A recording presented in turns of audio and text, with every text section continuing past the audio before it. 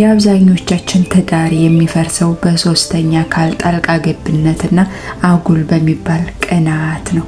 ሰላም ዲናችሁ ሙናኔ በአዲስ ደስ በሚል ታሪክ መጥቻለሁ። ለቻናላችን አዲስ የሆናችሁ ላይክ፣ ሼር፣ ሰብስክራይብ በማድረግ ቤተሰብ ሆኖ እንቀጥል። በአብዛኛ ደረጃ በሚባለው ትዳር የሚፈርስበት መንስኤ አጉል የሶስተኛ ወገን ጣልቃ ገብነት ነው። ሚስት ስለ ባሏ ገመና ለእናትና ለእህት እንዲሁም ደግሞ አንዳንድ ባሎች ገመናቸውን የሚስታቸውን ጉዳጉድ ለእናትና ለእህት የሚነዙ ብዙ ባሎች አሉ። ታሪክ የሚጀምረው በሀገራችን ካሉ ዩኒቨርሲቲዎች ውስጥ በአንደኛው የመጀመሪያ ዓመት ተማሪ ያለው ነው። እኔ ተወልጄ ያደግኩት ከተማ ነው። እንደ እድልም ሆኖ ደግሞ የደረሰኝ ዩኒቨርሲቲ እዛው ተወልጄ ያደግኩባት ከተማ ነበረ። ቤተሰቦቼ እናቴ የቤት እመቤት ስትሆን አባቴ ከወንድሞቹ ጋር እንደ አቅማቸው የሚሰሩበት እኛን ያሳደጉበት ሱቅ አላቸው። አባቴ በእኔ ትምህርት ላይ ትልቅ ተስፋ አለው። እቤት ውስጥ 3 ልጆች ስንሆን አንድ ታናሽ እህትና አንድ ደግሞ ታላቅ ወንድም አለኝ። እናም እዛው ዩኒቨርሲቲ ውስጥ ከክፍለ ሀገር የመጣ ሰቃይ የግቢ ጎበዝ ተማሪ ጋር የተዋወቅኩትም እዛ ነው። የተዋወቅ ነው ልበላችሁ እንጂ እሱ ከነመፈጠሬ የሚያውቀኝም አይመስለኝ።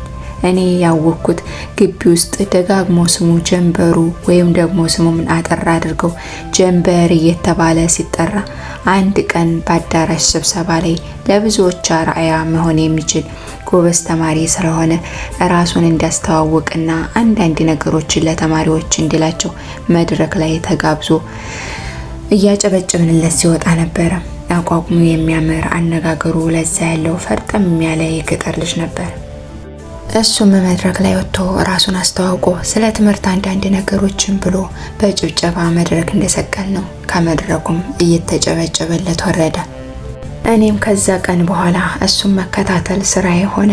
እሱ ደግሞ መታጀብና መከበብ ደስ የሚለው በጎበዝ ተማሪዎች ብቻ መሆን የሚወድ ድንቅ ልጅ ነው። ከዓላማውና ከትምህርቱ ውጭ ምንም አይነት ዓላማ ወይም ደግሞ ሌላ ነገር በህይወቱ አይቀበልም እያለ ያወሩለታል። በዛም የተነሳ የግቢው ቆነጃጅቶች በፉክክር ሊያጠምዱ ሲሞክሩ እጅ አልሰጥም ማለቱና አልሸነፍ ባይነቱ ከመካከላቸው አንዷን የኔ ጓደኛ የሆነችው ደፋሯን ጓደኛዬን ግን ሂዳ በድፍረት የፍቅር ጥያቄ እንድታቀርብለት አድርጓታል። በፎከረችው መሰረት አንድ ቀን እኛ ከግቢ ስንወጣ እሱ ደግሞ ከግቢ ወደ ውስጥ እየተጣደፈ ሲመጣ ነበረ። መንገድ ላይ ተገናኘን። እሱ በጣም የቸኮለ ተጣደፈ ይመስል ነበረ። ሊያልፍ ሲል አንዴ በቀኝ አንዴ በግራ እየጠለፈች አላሳልፈዋለች። እሱም በመጨረሻ ምን ፈልገሽ ነው ብሎ ሲጠይቃት ላናግርህ አለችው። በትምህርት ጉዳይ ከሆነ የምንሰበሰብበት አዳራሽ ነው ቶሎ፣ ከዛ ውጭ ለሆነ ነገር ግን ምንም አይነት ጊዜ የለኝም ብሎ በቆመችበት ጥሏት ሄደ። በቆመችበት ጥሏት መሄዱ ያበሳጫት ጓደኛዬ እያናገርኩ አይደል ቆይ አናግረኝ ብላ ከተል ብላ እንደገና ከፊቱ ቆመችበት። እሱም ምን ፈልገሽ ነው ሲላት እኔም ማናግርህ በሌላ ጉዳይ ነው በፍቅር ጉዳይ ነው አለችው። ሁለት እጇን በደረቷ አድርጋ ፊቱን እንደጀብራ ተገተራ። እሱም ቀበል ብሎ ፈገግ እያለ እየተመለከታት እታትዬ ምን አይነት እምነት እንደጣለችብኝ ብታቂ ኖሮ ይሄን ነገር እኔ ጋር ባላወራሹ ነበር ብሎ በቆመችበት ጥሏት እየተጣደፈ ሄደ።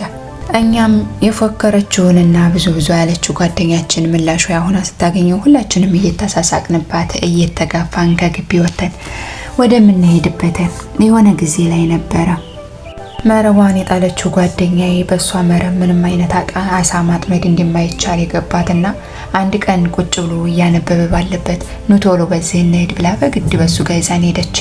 እዛም ከደረሰን በኋላ ነበረ ያደናቀፋት መስላ እኔን ገፍተራ አላው ላይ የጣለችኝ። እሱም ማፈፋ አድርጎ መሬት ሳይነካኝ ነበር ያዘኝ። አይዞሽ መሬት አልነካሽም አይደለ ብሎ እንደምንም አረጋጋኝ። እኔም በጣም ነበር የተረበተበትኩት። እኔም ያለት ነበረ ቀረብ ብያየሁት፣ እሱ ደግሞ ያለት ነበረ ጭራሽ ከነመፈጠር ያወቀኝ። ከዛን ቀን ጀምረን ግን ግቢ ወይም ሌላ ቦታ በሆነ አጋጣሚ ስንገናኝ ሰላም መባባል ጀመርን። ጀንበር ከክፍለ ሀገር ስንቅ እየተጫነለት የሚማር ጎበዝ ተማሪ ነው። በዛ በሚጫንለት ስንቅ ግን ተማምኖ ብቻ እጁን እጥፍጥፍ አድርጎ ቁጭ የሚልም አልነበረም። በተረፈ ጊዜው ያገኘውን ይሰራል። ከሚሰራውም ስራ አንደኛው እየዞሩ ማስጠናት ነበረ።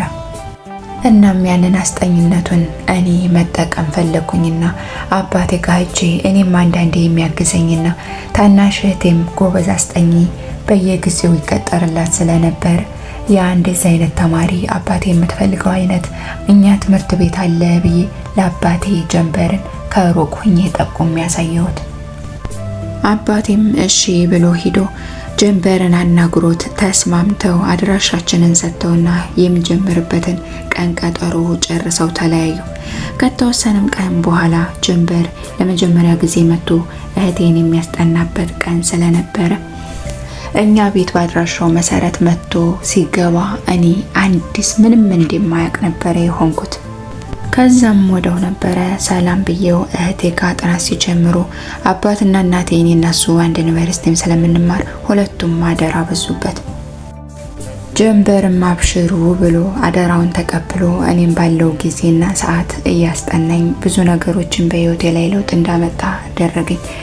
ጀንበር ከትምህርትና ከጥናቶች እንደ ጓደኛሞች ነን እንኳን እሱ ጋር መዝናናት የማይታሰብ ነበር። ጀንበር ለቤተሰቦቹ ሶስተኛ ልጅ ነው። ታላላቆቹ እንደ ማንኛውም የገጠር ልጅ በልጅነት የተዳሩ ሲሆኑ ታናሽ እህቱ ጎበዝ ተማሪ ስለሆነች እዛው ክፍለ ሀገር እንደምትማርና እሱ ነገሮች ከተስተካከሉለት እንደሚያመጣት ቤተሰቦቹ ጎበዝ ገበሬ እንደሆኑና እናትና አባቱ እሱን ለማስተማር ጥማጃቸውን እንደሸጡ እሱ ተምሮ መካስ እንዳለበት ይነግረኛል። እኔም እንደ ጓደኛም እንደ እህትም ሁኜ አይዞህ በርታ፣ ቤተሰቦች የሚፈልጉበት ቦታ ደርሰህ ታሳያቸዋለህ እያልኩኝ አበረታታው ነበረ። እንዲህ እያልን ጊዜዎች ሲሄዱ ግን እኔ እሱን ከማፍቀር ራሴን መግታት አልቻልኩም ነበር። በዛውም ልክ ደግሞ እንደዛ ህልምና አላማውን እየነገረኝ አፈቀርኩ ብሎ የሱን አላማ ማደነቃቀፍ ልክ መስሎ አልታየኝም ነበር። እሱ ደጋግሞ ነገ ሊደርስበት ስለሚፈልገው ህልሙ ማውራቱ ከትምህርት ውጭ ማለቱ አንዳንዴ ብቻ ሳስበው እንዳታስቢኝ እንዳታፈቅሪኝ የሚል መልእክት ቢመስለኝም እኔ ግን ያን ነገር ማሸነፍ አልቻልኩም። እየደጋገመም አንቺ እንዴት ትንሽ እህቴ ነሽ እያለ ይነግረኛል። እኔ እንደነገርኳችሁ ትምህርቴ ላይ ብዙም አይደለሁም። በዛ ላይ የሱ ፍቅር ተደርቦ ሁሉም ከበደኝ። ሲጠናብኝ ውሳኔው ምንም ይሁን እነግረዋለሁ ብዬ ወሰንኩ። ሲሄድ በሩቁ ሳየው አንድ ሴት ጋር ቆሞ እያወራ አየሁት። እሷ እስከምትሄድ ድረስ ጠብቂ፣ ልክ እንደሄደች እጄ ማናት አልኩት። እሱም ምንም ሳይደብቀኝ አፍቃሪ ናት አለኝ። በጣም ነበረ የደነገጥኩት። ልጅቱ በመልክ እኔን የምታስንቅ በትምህርቷ ደግሞ እሱ ጋር የምትፎካከር ጎበዝ ተማሪ ናት። እና ምን አልካ ስለው ህልሜን ነግሬሽል አለኝ። እኔ ወደ ኋላ የሚጎትተኝ ምንም አይነት ነገር አልፈልግም ሲለኝ እኔም እንደማፈቅረው አይኔን በጨው ጥብ አድርጌ ለነግረው የርኩትን አሰቤን ቅይር አድርጌ ዋጥ አድርጌው ተመለስኩ።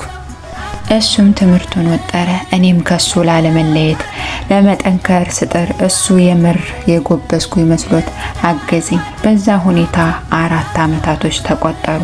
እኔም እሱም በምንፈልገው ዘርፍ ከ5 አመታት በኋላ ተመረቅን። እሱ የተመረቀው በከፍተኛ ውጤት ስለነበረ ስራ የተቀጠረው ተሻምተውበት ነበረ። እኔም ከተወሰነ ጊዜ በኋላ በራሱ መንገድ አፈላልጎ ስራ አግኝቶ አስቀጠረኝ። እኔም እሱም ስራ ከጀመርን በኋላ ግን የምንገናኘው እንደ ድሮ በሰፊው አልነበረም። እሱ ስራ ይዞ የተወሰነ ከሰራ በኋላ ነበረ እንደገና ደግሞ ሌላ ዲግሪ ለማጥናት ለመማር የጀመረው። ሁለተኛውን ዲግሪና ስራውን ከያዘ በኋላ እንደ በፊቱ በአካል መገናኘቱ እየራቀ ሄዶ አንዳንዴ የምንገናኘው በስልክ ሆነ። ከ1 አመትም በኋላ እናቱና እህቱ አዲስ አበባ ሊያዩት እንደሚመጡና በቅርቡም ስለሚመጡ እሱ ትምህርትና ስራ ጋር ስለማይመቸው እኔ የቤቱ ሄጄ ማድረግ ያለብኝን አድርጌ እንድቀበላቸው አዘዘኝ። እኔም እሺ ብዬ የቤቱ ሄጄ የቤቱን የሴት ቤት አስመስዬ አሰማምሬ ፏ አድርጌ ተቀበልኳቸው። እናቱና እህቱ መጥተው ደስ የሚል ጊዜ አሳልፈን ወደ ቤቴ እሱ ተነስቶ ሸኘኝ። በሚቀጥለው ቀን ደውሎ እናቴ ለጥብቅ ሀጃ ተፈልግሻለችና ከተመቸሽ ዛሬ ሄደሽ እንድታገኛት እኔም ከቻልኩ በጊዜ ወደ ቤት እገባለሁ አለኝ።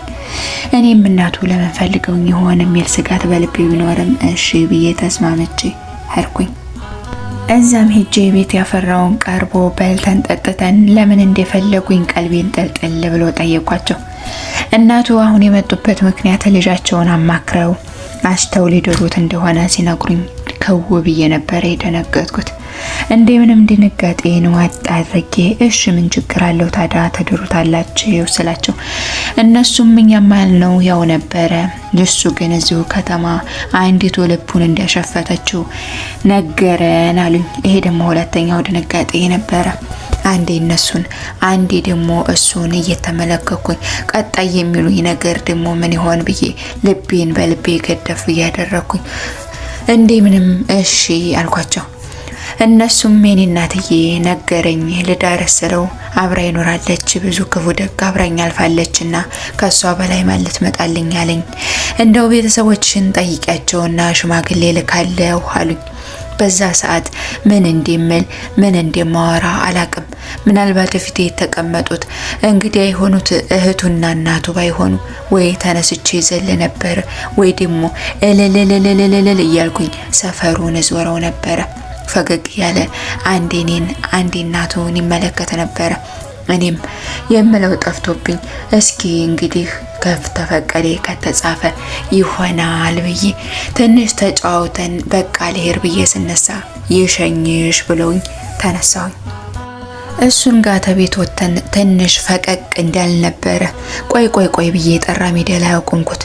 ምንድነው ምን ልነግሪ ብሎ ሁለት እጁን ኪሱ አድርጎ ፊት የተገተረ ተናድጄ ስለነበረ አበጥ ያለው ሆዱን በቦክስ አልኩት። ምን አደረኩሽ ብሎ በአንድ እጁ ሆዱን ገደፍ አደረገ። አንተ መሸነው እኔን ወዴና አፍቅራ የምታውቀው ምንድነው ለእናቴ ያልካቸው ስለው እሱም አንቺ ጋር የሚሰማሽ እኔም ጋር አለ አለኝ። እኔ በህይወቴ ላንተ የተለየ ስሜት አለኝ ብዬው አላቅም። ከተመረቀም በኋላ ራሱ በዙሪያው ብዙ ሴቶች ስላሉ ይሄን ነገር ለማለት ድፍረት ማጣውኝ። የማይሆንም ነገር ነው ብነግረው ወንድምነቱን አጣለው የሚል ፍርሃት ያን ነገር እኔ ጋር ብቻ ድፍና አድርጌ እንዳኖረው አድርጎ የነበረ። እንዴ እኔ ወድሃለሁ ብያለሁ አፈቅራለሁ ከምን አመጣው ስለው በየቦታው የምዘረጊው ዳይሪያሽ ነው የነገረኝ እንጂ አንቺማ ደብቀሽ ነበር አለኝ። በጣም ደነገኩኝ። ዳሪያን አንብቦታል ማለት እኮ ዳሪያ ላይ የሚያጽፈው ጉድ እንኳን አይደለም ሰው ሊያነብብኝ እኔ ራሴ መልሼ ለማንበብ የማፍረው ብዙ ታሪክ አለ። ምን አነበብክ አልኩት። ኧረ እኔ ምንም አላነበብኩም። ታሪኩን መጻፍ ከጀመርሽበት አንስቶ እስከ መጨረሻው እስከ 3 ወር በፊት ያለውና ያነበብኩት። ከ3 ወር በፊት ወዲህ ግን ምን ጽፈሻል ብሎ እየሳቀ ጠየቀኝ። ድንጋጤ ሌላ ነበረ። እሻውን እናቴ ያለችሽን አስቢበት። እኔ እንደ ከተማ ወንዶች መላላጥም እንዴት ዝም ልፈርሽልሽ እንዴት ዝም ልመንጠፍልሽ ማለት አላቅበትም አለኝ። እኔም ቤተሰቦችን ጠይቄ እመልስልሃለሁ ብዬው በቆመበት በቃ ተመለስ ብዬው ጥዬው ሄድኩኝ። ወደ ቤታችን ሲሄድ እሱን ወድጃለሁ አፍቅሬያለሁ ላገባ ነው ብላቸው ቤተሰቦቼ የክፍለ ሀገር ይሄን ባል ሀገር ቤተሰቦቹም ሩቅ ሀገር ምን ሊሆን ይችሉኛል የሚል ፍርሃት ነበረኝ።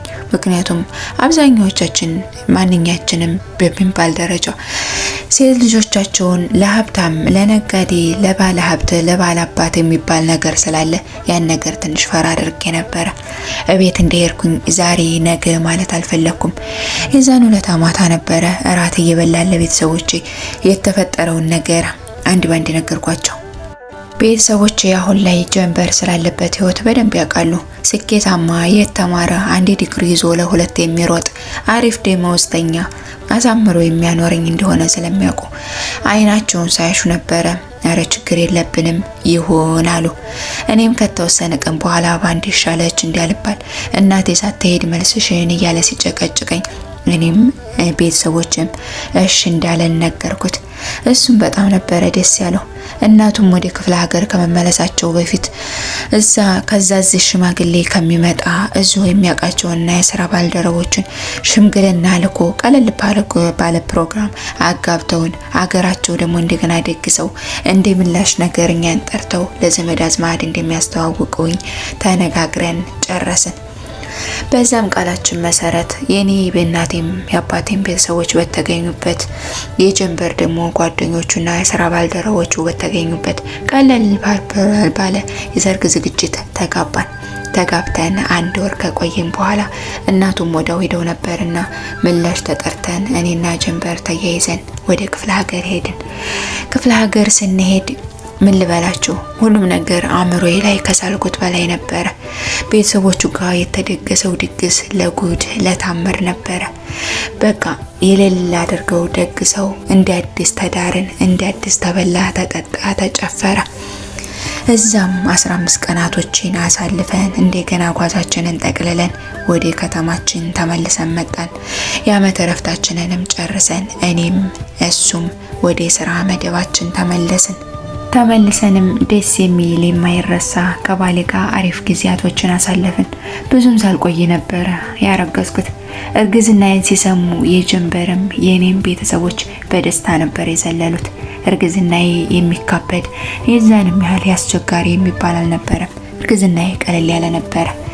እርግዝናዬን ጨርሼ 8ኛ ወሬ ማላለቂያ አካባቢ ላይ የጀንበር እናት ከክፍለ ሀገር ማርና ቅቤ፣ የገንፎ እህል፣ ይሄ ቀረሽ የማይባል የሚያስፈልጋቸውን ነገር ሁሉ ነበረ ስብስብ አድርገው ጭነው ልጄን ከኔ ውጭ ማንም ማያረሳትም ብለው ጠቅለል አድርገው ቤታቸውን ጣል አድርገው እኔ ጋር የመጡት።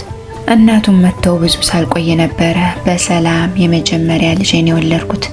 እናቴ አንዳንዴ መጣ ሄድ ብትልም አብዛኛውን ግን አሳምረው ያረሱኝ የጀንበር እናት ነበሩ። 40 ቀን ሆኖኝ ከታረስኩበት ስወጣ ለጉዳ ምሬ ሌላ ሆኜ ነበረ የወጣሁት።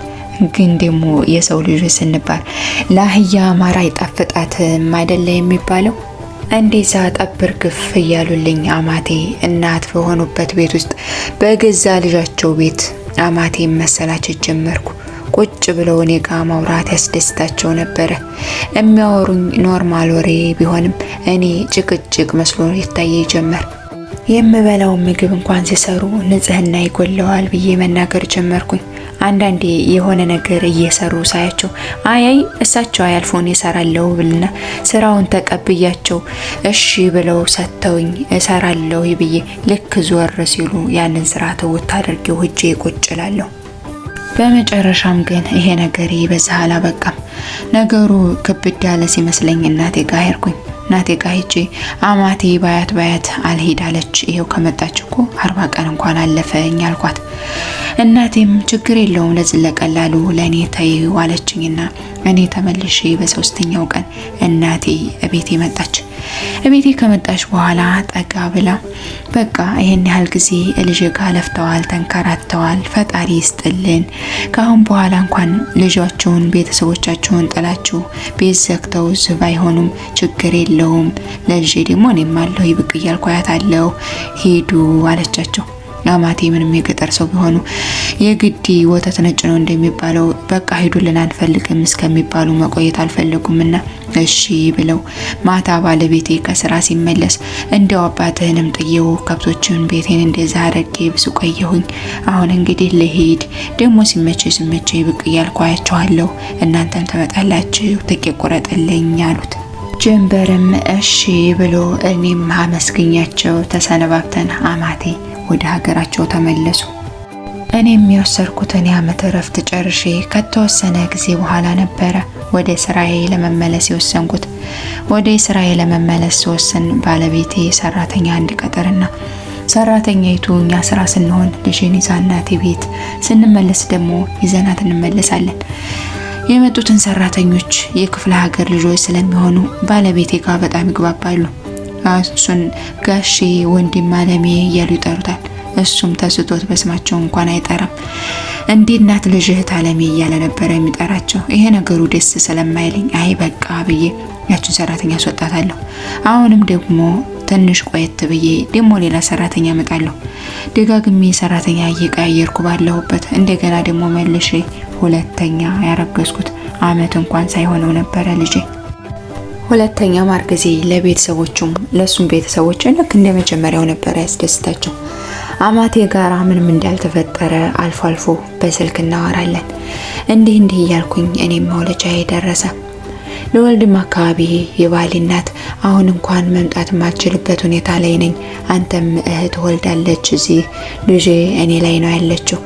አሁን እናቷ አለችና እናቷ በታረሳት አለች።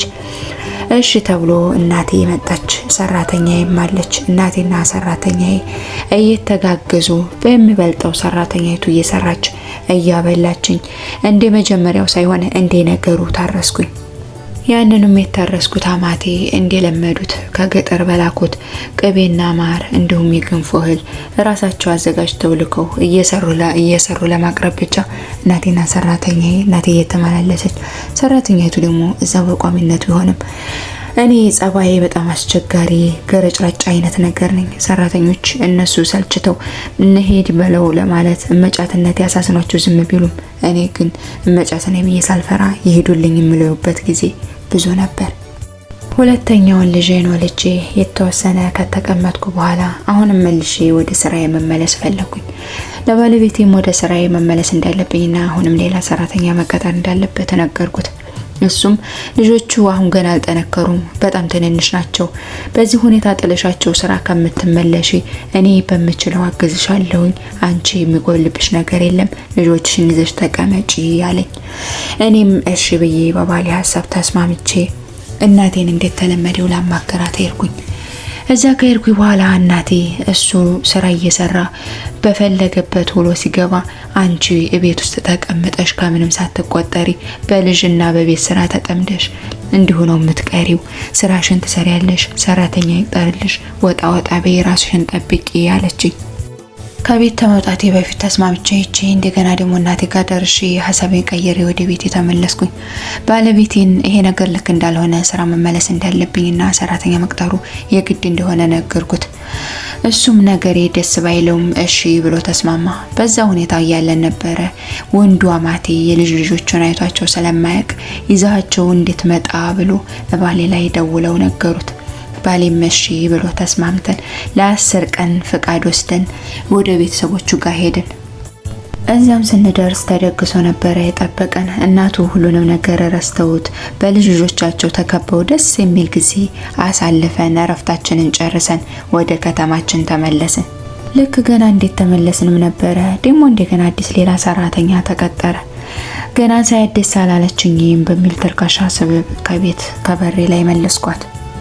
የዚህን ጊዜ ባለቤቴ እብድ ሆነ። ምንድነው ችግርሽ? ሰራተኛ ሳመጣ ሳባረር ደግሞ አምጣ፣ አቋምሽ ምንድነው አለኝ። አሁን ለመጨረሻ ሰራተኛ አምጣ ብዬ ጥየው እናቴ ጋር ሄድኩኝ። እናቴ ጋር ከሄድኩኝ በኋላ እናቴ ለምን ከክፍለ ሀገር እናቱ የምትታወቅ የዘመር ልጅ ታማኝ ሰራተኛ እንዲልኩልሽ አያደርግም ብላ እናቴ አንድ ሀሳብ አመጣች። እኔም በዚህ ሀሳብ ተስማምቼ የቤት ተመልሼ ይሄንን ነገር ለባለቤቴ ሹክ አልኩት። እሱም ብዙ ሳይቆይ ነበረ እናቱ ጋር ደውሎ ያለውን ነገር አማከራት። እሷም እስኪ ጠያይቅና እነግርሃለሁ ተብሎ ስልኩ ተዘጋ። ከተወሰነ ቀን በኋላ እናቱ ደውለው እዛው ጎረቤት የገሌ አባባሉ ልጅ አረብ ሀገር የመሄድ ፍላጎት ስላላት ፕሮሰሱንም እንድትጀምር እዛው አንተ ቤት ትምጣ፣ በነገሮችም አግዛት፣ አንተው ጋር ተጨርስና እሷ ከሄደች በኋላ ደግሞ ሌላ ሰው ይተካልሃል ስትለው ባለቤቴም ልጅቱ ለምን ትምህርቷን አትማርም ለምን አረብ ሀገር ትሄዳለች ብላቸው እምቢ ብላን ነው ተብሎ ልጅቱ ትመጣለች ተብሎ ቀጠሮ ተሰጠን። ከተወሰነ ቀንም በኋላ የተባለችው ልጅ መታ ባለቤቴ አውቶቡስ ተራ ሊቀበላት ሄደ። ተቀብሏት መጥቶ በር ሲቆረቆሩ ተነስቼ ከፈትኩላቸው። ባለቤቴ ከፊት ልጅቱ ከኋላ ሆነው ነይ ግቢ እያለ እሱ እየመራት ከኋላው ግብት አለች። ወደ ውስጥ እንደገቡ ባለቤቴ እሷና ሲላት ታለም ብላ አዟዙራ ሳመችኝ። እኔ ግን በቆምኩበት ክው ድርቅ ብዬ ነበር የቀረሁት። ድርቅ ብዬና ክው ብዬ የቀረሁት ግን አዟዙራ ስለሳመችኝ እንዳይመስላችሁ። ድርቅ አድርጎ ያስቀረኝ አይኔ ያየብኝ ነገር ነበረ። ልጅቱ ገና የ19 ዓመት ልጅ ናት።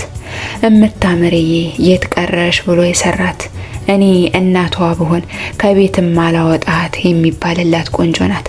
ሳያት ውስጤ አሮ የሚጨስ መሰለኝ። አማቴ ሰራተኛ ሳይሆን ለልጇ ሚስት የላከችላት መሰለኝ። ተርበተበትኩኝ። እምለው ግራ ሲገባኝ ግቡ ብዬ ዝም አልኩ። እኔ በሩን አንቄ በቆንኩበት ባሌ ነኝ እያለ ሳሎን ገብተው ተቀመጡ። ከሀሳቤ መለስ ብዬ ኪችን ገብቼ ውሃ ይዤ እስከሚጠጡ ቆም ብዬ ተመለከትኳት። ጠጥታ ብርጭቆ መለስ ያደረገችልኝ።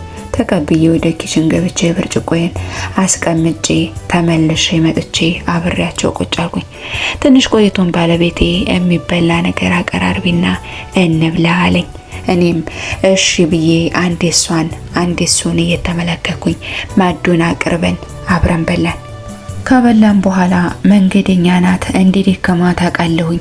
ነገር ግን ያለት እናቴን ይችል ሳላሳይ ማደር ስላልቻልኩኝ እናቴ ቤት ልጆቹን አያይዛ ትሄድ አልኩት። እሱም ደግሟት የለ እንዴ ከመንገድ ገብታ ቢለኝ አይ እዛ ትቀመጣለች እዛ እስከምንደርስ መንገድ ላይ ብቻ እንድታግዘኝ ነው ሲለኝ ስለው እሱን ልሄድ ሲለኝ አይ አንተ አትሄድም አልኩት። ከዛም እሺ ብላ እሷም ደስ ይለኛል ሀገራ ያለው ብላ በታክሲ እናቴ ቤት ሄድን። እናቴ በሩን ከፍታለን ስታያት ልክ እንደኔው ነበረ ከውብ ላይ የቀረችው። ሰላም ብላት እሷን ሂዳ ደክሟታል ብዬ ሳራራና ሳላዝን እናቴ ያጠራቀመችውን እቃ እንድታጠብ አዝዣት እኔ ከእናቴ ጋር ነገር የልቆሰቁስ ወደ መኝታ ክፍል ገባን። እዛም እናቴ ምን ጉር ነው የማየው እንዴት እችን የመሰለ ልጅ ትልካለች የባለ ትዳር ወንድ ቤት አለችኝ።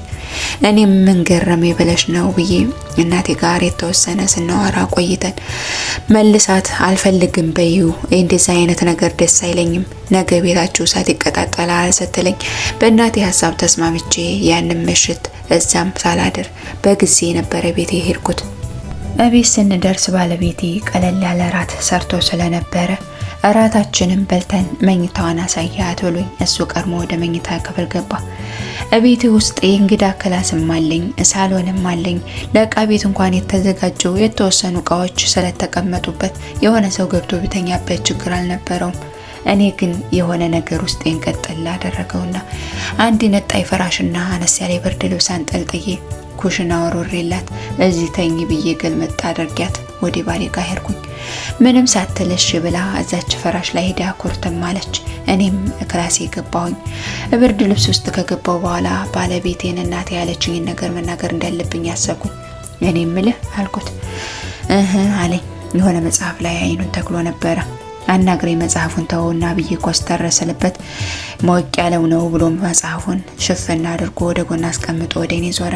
ምንድነው ሲለኝ ልጅቷን አልፈልጋትም ወይ መልሳት አሊያም ደግሞ ፕሮሰሳን እስከምጨርስ የሆነ ቤት የሆነ ዘመድ ጋር አስቀምጣት አልኩት። ምን ማለት ነው ብሎ በግርምት ተመለከተኝ። እኔ እንጃ ደስ አላለኝም። በቃ አልፈልግም፣ ሰራተኛ እናቴ ታመጣልኛለች አልኩት።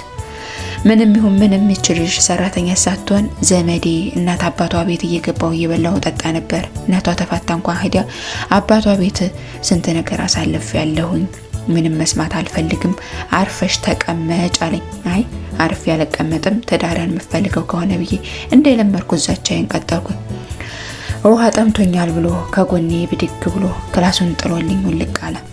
እውነቱን ለመናገር ክላሱን ጥሎልኝ የወጣው ውሃ ጠምቶት ሳይሆን የሆነ ጋር ስንነጋገር ካጠገቤ ዞር ሲል ነገሮች እስከሚመለስ ተረጋግቶ የሚጠብቁት ስለሚመስለው ነው። ወጥቶ 2 ደቂቃ እንኳን የሚሆን ሳይቆይ ነበረ ተመልሶ ሳት ለብሶ ሳት ጎርሶ የመጣው። በኃይል በሩን ከፍቶ ገብቶ ዘጋው። ከተኛሁበት እጄን ይዞ ነበረ ያነሳኝ። እሱም በንዴት እየተንቀለቀለ አንስቶ በጥፊ ያነደደኝ። እኔም ድንግጥ ብዬ ወደ አልጋዬ ጠርዝ ወድቄ ምንድነው ብዬ እኔን አፈጠጥኩበት። አባቴ ቤት እንግዲህና በሄድንበት ሰዓት የአባቴ ቤት በእንግዳ ቢሞላ የዚች ልጅ አባቴ ቤት ወስዶ መደቡን ለቆ እሱ መሬት ላይ ያሳደረሽ እኮ ነበረ። እንዴት ታረጊያለሽ? እንዴት ኩሽና ተወረውሪያታለሽ አለኝ።